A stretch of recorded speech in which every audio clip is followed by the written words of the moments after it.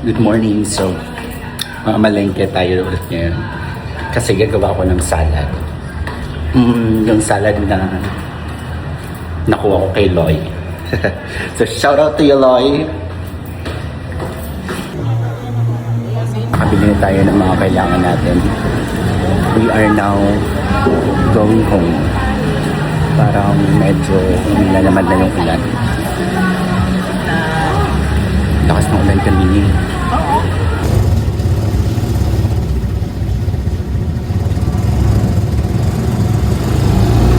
So, yun na nga, nasa bahay na tayo.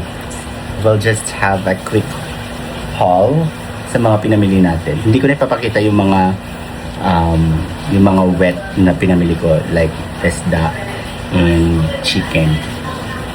Pero, ngayon, gagawa kasi tayo ng salad. So, what we have is apples. We also have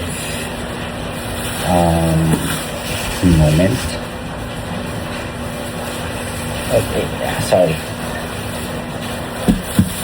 So, what I got here is lettuce. Wait lang ha, nakatali. Grabe ng pagkakabuhol ni Kuya. Anyway, so here we go. What I got here is lettuce.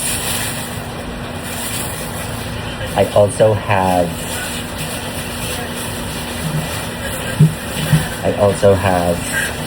lemon. I also got carrots and cucumber. Paghahaluin natin sila and sasabihin natin tong apples and ano dun na yung hilagang itlog. Hilaga or boiled egg, basta boiled egg.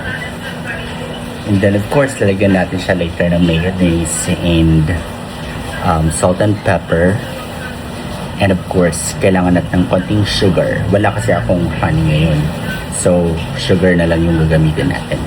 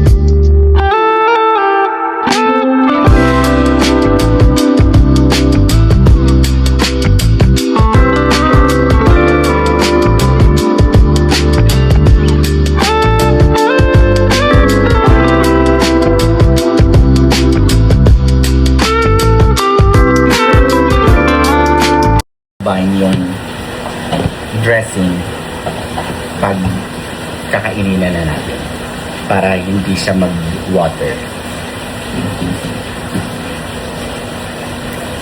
Alright, well, see you later pag nag-taste test tayo.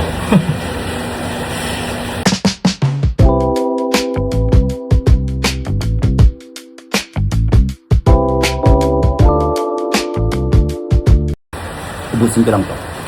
Bye. See you in the next one.